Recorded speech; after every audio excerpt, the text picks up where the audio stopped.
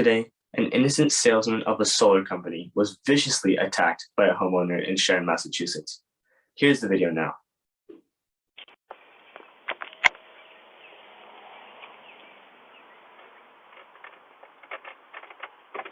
Hello, sir. Can I talk to you today about solar energy? No. Poor kid. But the question is, should the homeowner have listened and actually considered investing in solar energy, or is it all just a hoax? Well, today, we have two sides debating on the topic. Let's go to them now. Hello, my name is Joshua Sharma, and I'm joining you live from the White House. Today, I'll be campaigning on a basis for solar energy as I believe that it has the capability to truly change the world as we know it. The world currently faces a grim and desolate future. The use of fossil fuels in order to obtain energy at a cheap cost has led us to emitting devastating amounts of harmful gases into the atmosphere. Where we stand now at the crossroad of fate, before us is a choice between a future of a ruined planet or a future of sustainable human progression. I present to you all a solution: solar energy. The sun is a massive provider of energy that reaches us every day in vast amounts, energy that life has already learned to live off of, and energy that is integral to our ecosystem and to the natural world. This energy is sustainable and will be around for billions of years to come. Currently, an absurd 78% of the United States energy comes from fossil fuels, with the burning of these fossil fuels contributing to 3/4 of our carbon emissions. Only 12.5% of the US's energy comes from renewables. By adopting solar, we can convert to an entirely clean and renewable energy source. Harvesting sunlight and turning it into usable energy results in no carbon emissions and is one of the most promising avenues for energy that the world has to offer. Voting for solar is voting for our future. And by supporting our efforts to increase funding and budgets for solar developments here in the United States, we could mitigate some of the devastating effects that fossil fuels have had on our nation and on our planet. American solar already offsets almost 70 million metric tons of carbon dioxide every year. Since 2014, the average cost of solar PV panels has dropped nearly 70%. It's becoming more cost-effective than ever before and is a booming industry in the United States. When considering these prospects, the choice for solar is an obvious one. A vote for solar is a vote towards saving the future of the United States. Thank you all, and God bless America. Hello everyone, my name is Rahul coming in live from Area 51. Many of you in this room would agree that the use of renewable energy, most prominently solar power, is a flawless method of solving global climate change and has minimal negative impact on our world. But I would like to present you with 3 of the many reasons why this is a flawed assumption. First of all, much of the world's economy runs on the mining and market for fossil fuels, and by threatening this industry, we'd be threatening the stability of the current world economy. This includes the jobs of many who are working in supplying the raw materials of coal and fossil fuels. As of 2012, there are around 90,000 coal mining jobs, but this has dropped to around 46,000 as of 2020. This number is bound to decrease and doesn't even include oil extraction workers or other jobs related to this field.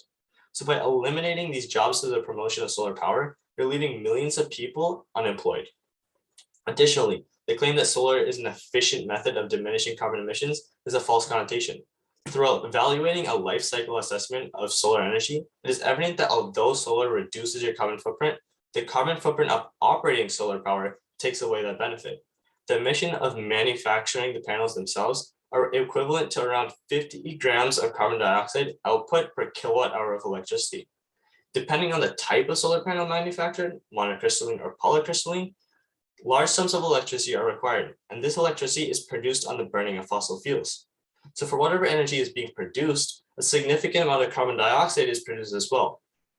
If we take this into consideration, it'll take around 4 years on average for solar panels to become carbon neutral. Another issue to be addressed is the vast amount of space solar farms occupy. Solar farms are large areas covered by solar panels in order to produce sufficient energy outputs. As of recent, these solar farms have been expanded into the desert where they can receive more light. However, the more light that is given to solar panels, the more heat they will produce in return, therefore rising global temperatures and increasing the effect on global climate change, which is exactly what solar energy is trying to combat. Essentially, solar energy is contributing to the problem just as much as it's trying to solve it, which renders it completely useless for owners. And with that, I conclude my testimony. God bless the American economy. Those are both some very interesting views. But now, let's debate it out and see who wins. Is solar energy really a hoax, or can it actually help us transition into a greener Earth? Let's see that right now. How lovely it is for you to join me today on this fine evening, Mr. Sharma. Likewise, Mr. Gendron. Nice, nice. Okay, so today we'll be battling it out in a debate to see whose opinion reigns on top. So let's get right into it. So what are your opinions on the fact that solar panels have their own carbon footprint and release carbon emissions? Well, in actuality, solar panels reach carbon neutrality in just 4 years, meaning that since they have a 30-year lifespan, they have over 20 years of zero carbon emission production for electricity at the very least, meaning that they are a much, much better option than any fossil fuels currently in the market. Wow, okay, well, I didn't even think of that. But what about space? Because large solar farms, solar panels occupy large spaces on fields and even deserts, and this takes up a lot of unnecessary space that could be used for many other things, maybe like agriculture or setting up farming systems. This is true, but the land use required to power the average U.S. household's electricity for U.S. solar energy is actually very similar to nuclear power and hydropower, meaning that solar is very competitive with other renewable energy sources. Plus, it can also be installed on top of buildings and in very, very energy efficient and space efficient arrays that are very, overall, just much better than any fossil fuel alternative we currently possess. Wow, okay, well then what about the American economy, the most important factor?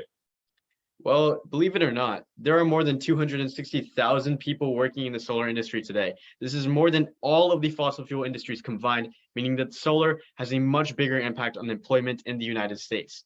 Thus, overall, solar is a much more valuable asset to the American economy, and in the following years, it'll grow to be much more potent and much more powerful. Well, the pricing must be very expensive, isn't it? Unfortunately not. While the startup cost is a bit steep, being $15,000, it can very well offset roughly $70,000 worth of electricity bills in the long run, making it a very good financial investment for any household.